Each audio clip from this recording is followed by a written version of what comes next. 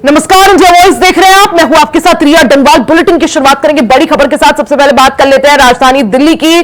प्रधानमंत्री नरेंद्र मोदी ने आज इस्तीफा दे दिया है। प्रधानमंत्री नरेंद्र मोदी ने पीएम पद से इस्तीफा दिया। राष्ट्रपति द्रौपदी मुर्मू को नरेंद्र मोदी ने अपना इस्तीफा सौंपा। राष्ट्रपति ने प्रधानमंत्री का इस्तीफा स्वीकार कर लिया है। तो लोकसभा चुनाव के बीते दिन नतीजे आ गए, जिसके बाद से दिल्ली में सियासत पूरी तरह से गर्म है। इस दौरान पीएम मोदी ने अपना इस्तीफा राष्ट्रपति द्रौपदी मुर्मू को सौंपा। तस्वीरें आप देख सकते हैं जब नरेंद्र मोदी द्रौपदी मुर्मू को अपना इस्तीफा उन्होंने सौंपा। प्रधानमंत्री पद से नरेंद्र मोदी ने इस्तीफा दे दिया है। इस दौरान राष्ट्रपति द्रौपदी मुर्मू ने उनका इस्तीफा स्वीकार किया। इसी के साथ एनडीए की तरफ से सरकार बनाने का दावा जो है वो पेश किया जा रहा है। आपको बता दें कि आज एनडीए गठबंधन की शाम 4 बजे बैठक होने वाली है। तो तस्वीरें आपको दिखा रहे हैं। पीएम मोदी ने अपने पद से आज इस्तीफा दे दिया। प्रधानमंत्री पद से नरेंद्र मोदी ने इस्तीफा दिया। राष्ट्रपति भवन पहुंचकर राष्ट्रपति द्रौपदी मुर्मू को इस्तीफा सौंपा है।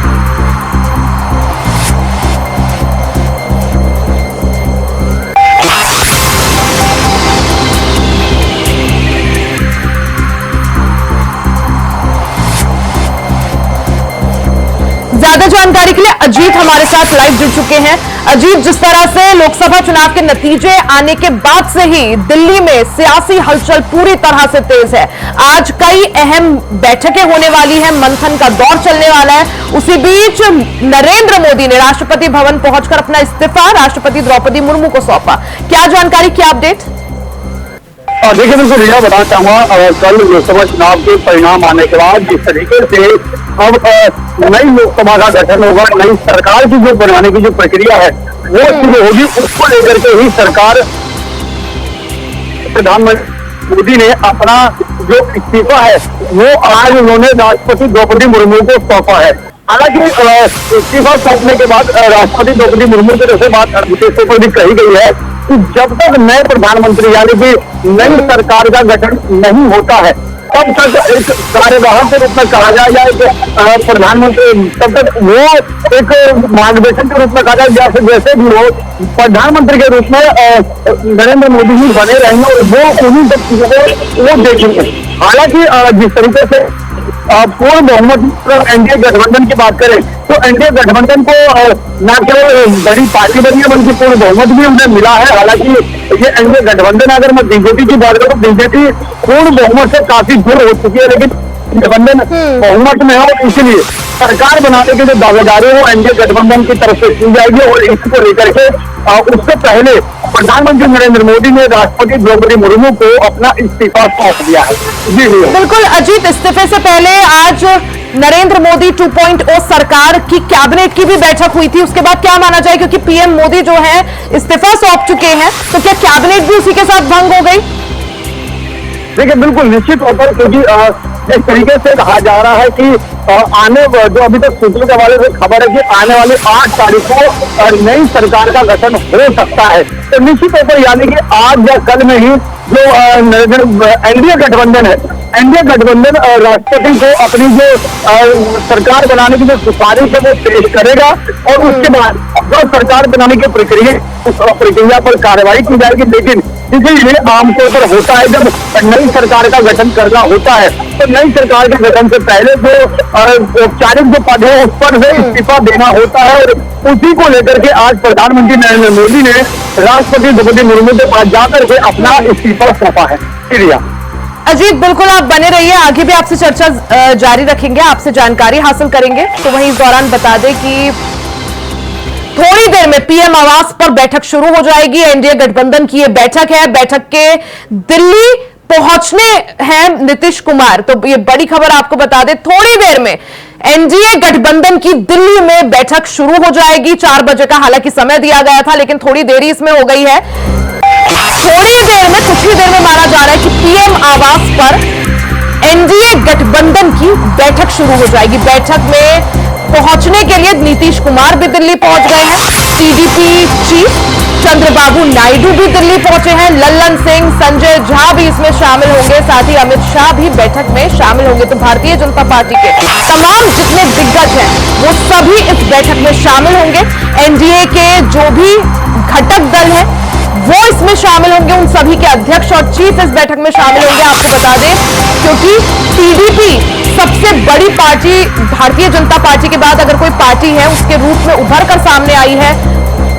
16 सीटें यहां पर टीडीपी को मिली है। इसको देखते हुए चंद्रबाबू नायडू इस बैठक में शामिल होंगे और टीडीपी अध्यक्ष चंद्रबाबू नायडू बैठक में शामिल होने के लिए राजधानी दिल्ली पहुंच गए हैं। इसी के साथ नीतीश कुमार भी बैठक में शामिल होंगे। तो आज लगातार राजधानी दिल्ली में सियासी हलचल पूरी तरह से तेज है, क्योंकि परिणाम आने के बाद अब मंथन और बैठकों का दौर शुरू हो गया है। जहां एनडीए गठबंधन की पीएम आवास में थोड़ी देर में बैठक शुरू होने वाली है, वहीं इंडिया गठबंधन की बैठक शाम 6 बजे शुरू होगी।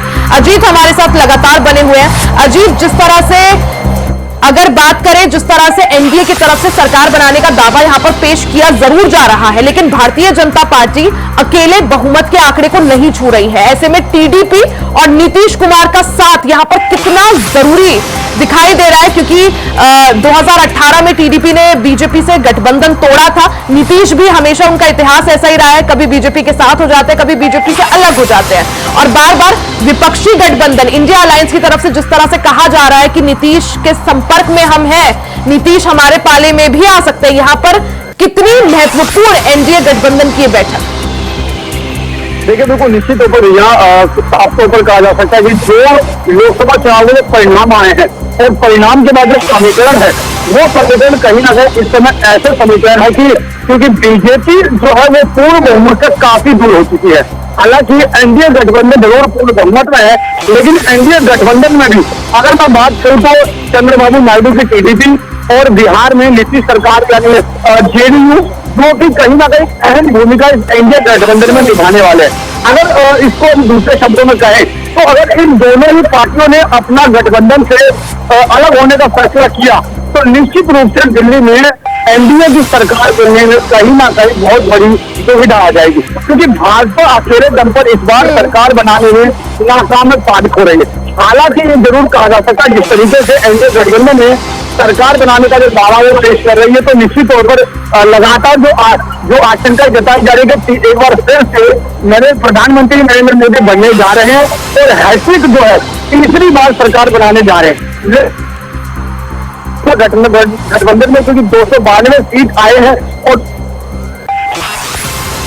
वो टीडीपी की या जेडीयू की, अगर ये दोनों पार्टी एक होकर के अलग हो जाती है, एनडीए गठबंधन से दूरी बना लेती है, तो निश्चित तौर पर कहीं ना कहीं सरकार बनाने के जो कवायद है वो एनडीए के लिए बहुत बड़ी समस्या खड़ी कर सकता है। और शायद इसी का परिणाम है कि एनडीए गठबंधन ने एक बैठक बुलाई और अब से कुछ ही देर बाद वो बैठक भी शुरू होने वाली है, जिसमें खुद जो नीतीश कुमार है बिहार के मुख्यमंत्री और इसके अलावा चंद्रबाबू नायडू दोनों ही यहाँ पर आने वाले हैं। इसके अलावा एनडीए गठबंधन के अलग अलग जो घटक जी, यानी एनडीए के सभी घटक दल जो है इस बैठक में शामिल होंगे। अजीत, जिस तरह से टीडीपी की बात करें तो 16 सीटें इनके पास है, नीतीश कुमार की बात करें तो 12 सीटें, कुल मिलाकर 28 सीटों का ये पूरा मामला है और बहुमत के लिए 272 चाहिए, जो कि अभी फिलहाल बड़े आराम से जो है एनडीए के पास है। लेकिन अगर ये 28 जो सीटें हैं ये स्विंग भी करते हैं, 28 सांसद स्विंग होकर अगर इंडिया अलायंस के साथ भी जाते हैं तो तब भी इंडिया अलायंस की सरकार नहीं बन पाएगी, मुश्किलें तब भी हैं। देखिए, बिल्कुल निश्चित तौर पर यह कहीं ना कहीं यही मैंने अभी कहा कि अगर जो दोनों नेता है, क्योंकि जहां एक और टीडीपी को 16 सीट और जेडीयू को 12 सीट, 28 सीट हो जाते हैं। 28 सीट इस समय वो महत्वपूर्ण भूमिका अदा कर सकते हैं सरकार बनाने में। हालांकि अगर ये दोनों ही सीट जो है अगर इंडिया गठबंधन में आ जाते हैं दोनों पार्टी, तो कहीं ना कहीं इंडिया गठबंधन को और भी जो निर्दलीय जो सांसद हैं उनका सहारा लेना पड़ेगा। लेकिन कहीं ना कहीं अगर इन दोनों में जो एनडीए गठबंधन का अगर किनारा कर लेते हैं तो भाजपा के लिए एक बहुत बड़ी मुसीबत ये दो है जरूर खड़ी हो सकती है। तो निश्चित तौर पर इस समय जो समीकरण है वो काफी हद तक बदल सकते हैं अगर एनडीए गठबंधन से अगर टीडीपी और जेडीयू अलग हो जाती है, दूरी बना लेती है। बिल्कुल, यानी तो नायडू और जो नीतीश कुमार का जो फैक्टर है ये यहाँ पर एनडीए के लिए काफी ज्यादा महत्वपूर्ण, और क्या यही वजह कि तत्काल ये बैठक बुलाई गई? अजीत, साथ ही सवाल ये भी कि क्योंकि नीतीश कुमार और चंद्रबाबू नायडू अब समझ गए हैं कि काफी जरूरी वो इस वक्त एनडीए के लिए है, ऐसे में किस तरह से बार्गेन किया जा सकता है? क्या कुछ जो है उनकी तरफ से डिमांड यहां पर की जा सकती है?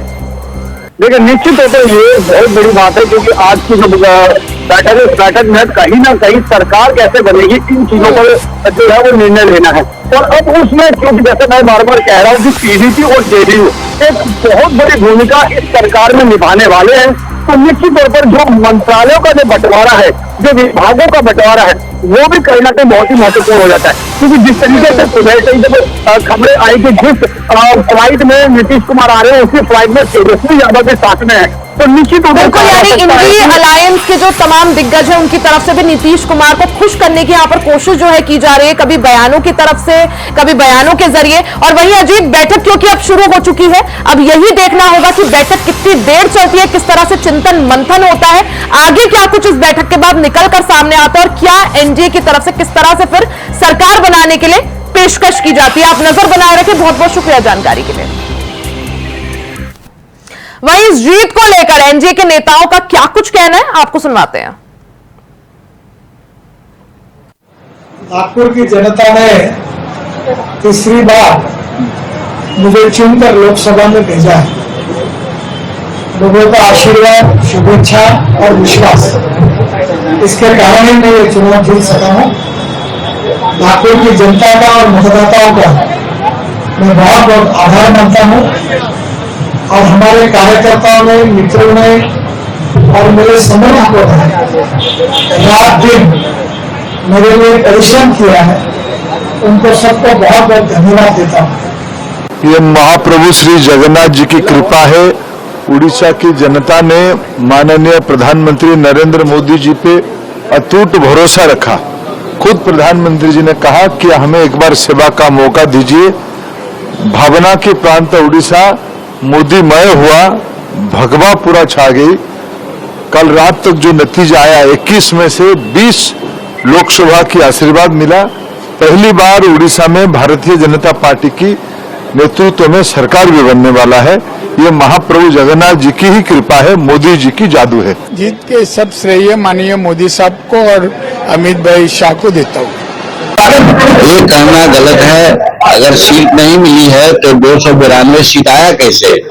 272 सीट में बहुमत है और 292 सीट आया है तो ममता बनर्जी जी के चलते आया है। कहने का मतलब है कि वो लोग अपने गिरवा में झांके कि जो आपस में लड़ रहे हैं कि नेता कौन होगा, बाराती का दूल्हा कौन होगा, इसके लिए वो पहले सोच लें। नरेंद्र मोदी जी और एनडीए के बारे में न सोचे तो अच्छा होगा। अच्छा, इंडिया ब्लॉक की बैठक अब बैठक उनकी है तो उससे हमको क्या मतलब है?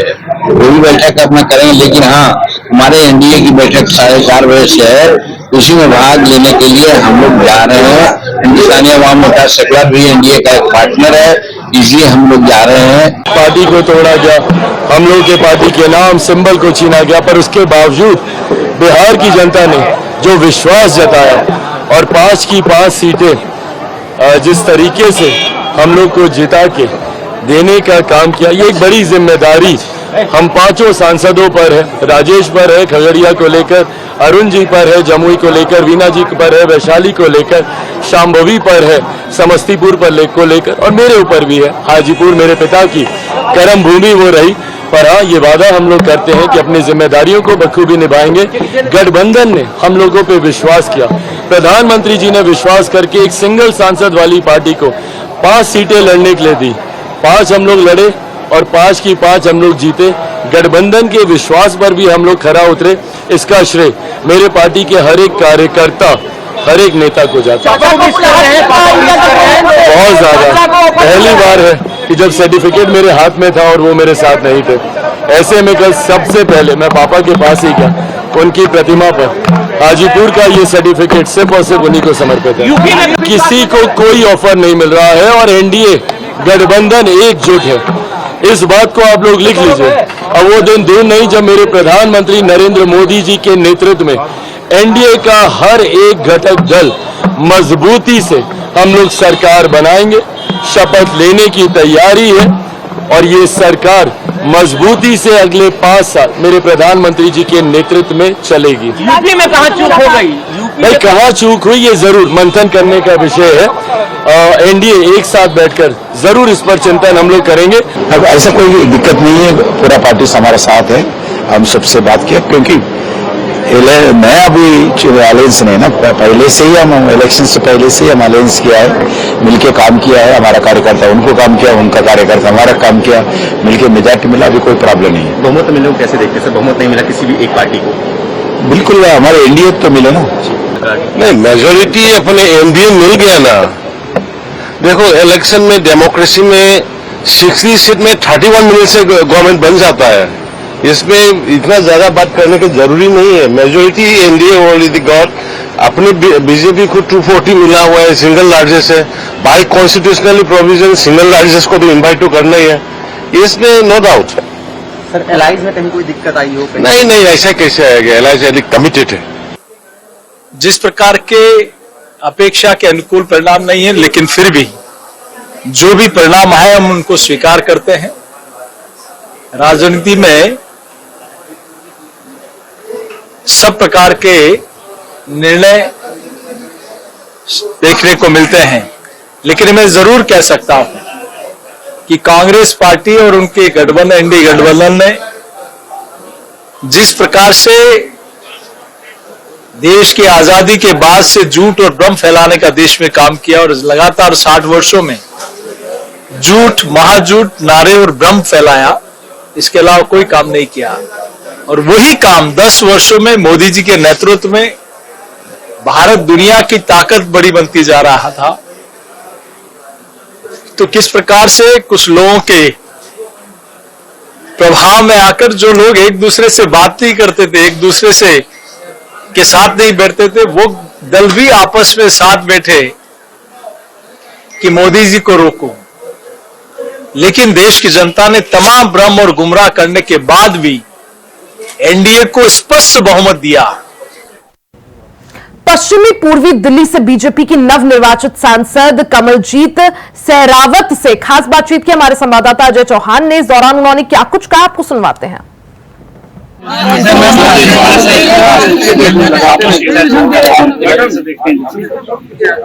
दिल्ली की जनता ने जनता पार्टी के साथ कैंडिडेट पर दिखाया, मैं इसका बहुत धन्यवाद करता हूँ।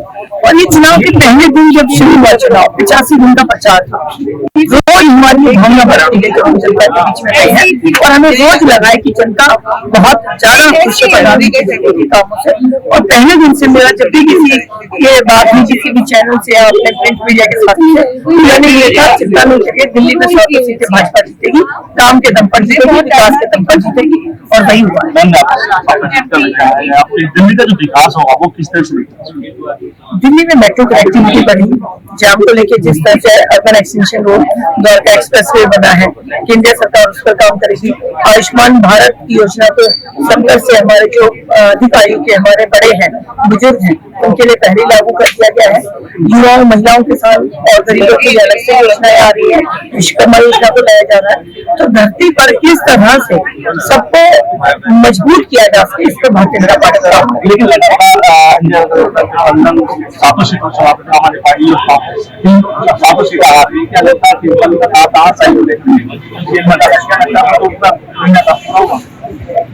भारतीय जनता पार्टी 7 सीटों पर चुनाव अपने एजेंडा पे लड़ा।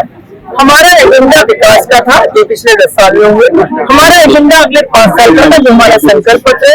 हमारे एजेंडा में देश कहाँ से कहाँ को चाहिए सकता, तो हमने अपने एजेंडा के अलावा कभी कोई बात नहीं करी और उसी के ऊपर हमने चुनाव लड़ा। वही जनता को हमारी आशीर्वाद मिला। दिल्ली में जल संकट सबसे ज्यादा रहा है।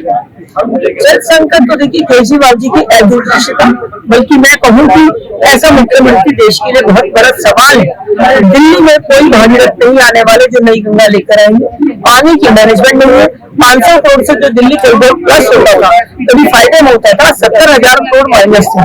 तो ये दिल्ली की जनता को जो आज भुगतना पड़ा है कि केजरीवाल साहब की मिसमैनेजमेंट से भुगतना पड़ रहा है। ये थी हमारे साथ पश्चिम पूर्व दिल्ली से कमल सरावत ने कहा था दिल्ली का हम विकास करेंगे जिससे दिल्ली ने हम पर विश्वास किया, 7 सीटें हमें दी है। केजरीवाल लगातार बीजेपी को पूछते जाते लेकिन उनको दिल्ली में पूरा सरकार है और आने वाले समय में जब विधानसभा चुनाव होंगे तो दिल्ली के अंदर फिर बीजेपी सरकार बनाएगी। संजय चौहान। वहीं पीएम आवास पर एनडीए की बैठक शुरू हो गई है। नीतीश कुमार, चंद्रबाबू नायडू बैठक में मौजूद है। गृह मंत्री अमित शाह और जेपी नड्डा भी बैठक में मौजूद है। तो एक बड़ी खबर आपको बता दें, पीएम आवास पर एनडीए गठबंधन की बैठक शुरू हो गई है। नीतीश कुमार, चंद्रबाबू नायडू बैठक में मौजूद है। वहीं अमित शाह और जेपी नड्डा भी बैठक में मौजूद है। तो लोकसभा चुनाव के बीते दिन नतीजे आने के बाद हलचल जो है, सियासी हलचल दिल्ली में पूरी तरह से तेज है। इस दौरान पीएम आवास पर एनडीए की बैठक शुरू हो गई है। नीतीश कुमार, चंद्रबाबू नायडू बैठक में मौजूद है और वजह ये कि बार बार नीतीश कुमार और चंद्रबाबू नायडू का जिक्र इसलिए हो रहा है क्योंकि एनडीए में जो सबसे बड़ी पार्टी है वो है भारतीय जनता पार्टी, जिसे 240 सीटें मिली। उसके बाद जो दूसरे नंबर की सबसे बड़ी पार्टी बनी है एनडीए में वो चंद्रबाबू नायडू की पार्टी टीडीपी है। ऐसे में टीडीपी के पास 16 सीटें हैं, नीतीश कुमार के पास 12 सीटें हैं और काफी जरूरी है क्योंकि एनडीए अकेले बहुमत का आंकड़ा पार यहां पर करती हुई दिखाई दे रही है। लेकिन वो तभी मुमकिन है जब भारतीय जनता पार्टी के साथ चंद्रबाबू नायडू और नीतीश कुमार का साथ हो। यही वजह है कि मंथन और चिंतन का दौर लगातार जारी है। नीतीश कुमार, चंद्रबाबू नायडू बैठक में मौजूद है। एनडीए गठबंधन की बैठक चल रही है। अमित शाह और जेपी नड्डा भी इस बैठक में मौजूद है। कोशिश यही कि जो भी सेटलमेंट होना है वो इसी बैठक में हो जाए क्योंकि चंद्रबाबू नायडू और नीतीश कुमार यहां पर बार्गेन या अपनी डिमांड रखेंगे। यहां पर मंथन होगा, चिंतन होगा और उसके बाद सरकार बनाने का प्रस्ताव यहां पर पेश किया जा सकता है। आपको बता दें कि बहुमत का आंकड़ा 272 है जो कि एनडीए बड़ी आसानी से यहां पर पार करता हुआ दिख रहा है। बहुमत के आंकड़े से 20 सीटें एनडीए के पास ज्यादा है। एनडीए की बात करें तो 292 सीटें हैं। ज्यादा जानकारी के लिए हमारे सहयोगी अजितेश मिश्रा फोन लाइन पर जुड़ गए हैं। अजितेश जी, जिस तरह से हम देख रहे हैं बीते दिन परिणाम आने के बाद से ही दिल्ली में राजनीतिक हलचल जो है, सियासी हलचल वो तेज हो गई है। अब एनडीए गठबंधन की बैठक शुरू हो गई है। चंद्रबाबू नायडू, नीतीश कुमार, तमाम जो दिग्गज है, अमित शाह, जेपी नड्डा सभी इस बैठक में मौजूद है। कितनी महत्वपूर्ण आज की ये बैठक? देखिए ये बैठक जो है वो आने वाली जो एनडीए की सरकार जो बनाने का दावा पेश अपना करेंगे उसके लिए ये बैठक बेहद जरूरी है क्योंकि जाहिर सी बात है इस बैठक में तमाम चीजों पर जब बातें क्लियर हो जाएंगी। हालांकि चंद्रबाबू नायडू और नीतीश कुमार दोनों की तरफ से फिलहाल ये साफ क्लियर कर दिया गया कि वो एनडीए के साथ है, लेकिन क्योंकि इस बैठक में बातें वो होंगी जो आने वाली सरकार की भूमिका को तय करेंगी। दरअसल चंद्रबाबू नायडू की बात करें, नीतीश कुमार की बात करें, कहा जाता है कि मौके का सही तरह का फायदा उठाना दोनों नेताओं को बखूबी आता है। अब क्योंकि एनडीए के साथ है लेकिन इनको इस बारे में ये पता है कि 2014 और 2019 को अगर हम हटा दें तो इस बार जो है वो एनडीए अकेले बीजेपी पूर्ण बहुमत में नहीं है। एनडीए में खासतौर पर नीतीश कुमार और चंद्रबाबू नायडू की जरूरत बीजेपी को है।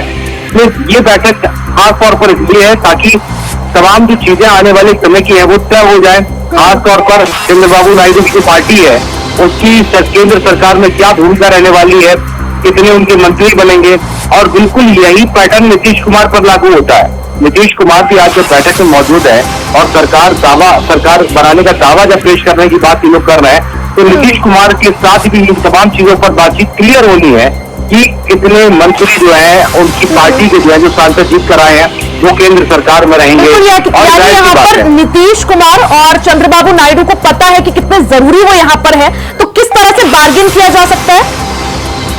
देखिए बिल्कुल जाहिर बात है, सुबह सूत्रों के मुताबिक खबर आ रही थी दिया कि दरअसल जो टीडीपी है वो 5 से 6 मंत्रालय केंद्र सरकार में मांग सकती है और वो भी 2 मंत्रालय जो टॉप मंत्रालय कहे जाते हैं। अगर हम आप गृह मंत्रालय और रक्षा मंत्रालय को छोड़ दें उसके बाद कई सारे मंत्रालय ऐसे हो जाते हैं जो बेहद महत्वपूर्ण हो जाते हैं, जैसे कृषि मंत्रालय हो गया, जल शक्ति मंत्रालय हो गया, इसके अलावा अगर हम बात करें सड़क एवं परिवहन मंत्रालय हो गया, तो ऐसे मंत्रालयों पर जो है वो दावा टीडीपी की तरफ से पेश किया गया है और ये बात जो है सूत्रों के मुताबिक रखी जा रही है कि अगर हम आपके साथ हैं तो कम से कम, और जो भूमिका है हमारी सरकार में उस हिसाब से आप हमें जगह दें सरकार के अंदर, हमारे सांसदों को इतने मंत्री आप बनाएं, और जब मंत्री बनाने के साथ साथ जो मंत्रालय है वो इनको इस तरह के दिए जाएं जो पावरफुल मंत्रालय हो, ताकि प्रदेश की में टीडीपी की सरकार है, केंद्र में एनडीए की सरकार जब बनेगी तो टीडीपी की भूमिका बड़ी महत्वपूर्ण हो। एक पॉइंट और है रिया,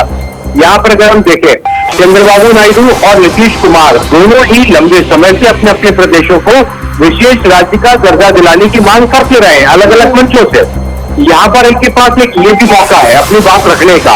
और बीजेपी की अगर हम बात करें, बीजेपी भले ही इस समय खुलकर दावा करे कि एनडीए की सरकार बन रही है, जाहिर की बात है, लेकिन बीजेपी प्रेशर में है, इस बात के प्रेशर में है कि बीजेपी यहाँ पर भारतीय जनता पार्टी नजर नहीं आ रही है। जितेश जी, क्या माना जाए, क्योंकि अभी एनडीए गठबंधन की बैठक चल रही है, शाम 6 बजे इंडी अलायंस की भी बैठक है, और अगर चंद्रबाबू नायडू का इतिहास देखें 2018 में भी उन्होंने गठबंधन तोड़ा था भारतीय जनता पार्टी के साथ, और नीतीश कुमार का तो इतिहास ही ऐसा रहा है, कभी बीजेपी के साथ कभी बीजेपी छोड़ देते हैं। तो क्या माना जाए, अगर चंद्रबाबू नायडू और नीतीश कुमार की मिलाकर 28 सीटें हैं, अगर भारतीय जनता पार्टी के साथ बात नहीं बनती है और कोई चांस है कि इंडी अलायंस के, क्योंकि सुबह से हम देख रहे हैं इंडी अलायंस के जो तमाम दिग्गज हैं वो ऐसी बयानबाजी कर रहे हैं कि नीतीश कुमार को मनाया जा सके, तो ऐसे में अगर ये दोनों चंद्रबाबू नायडू और नीतीश कुमार इंडी अलायंस के साथ भी जाते हैं तो क्या सरकार बनाने की स्थिति में रहेंगे?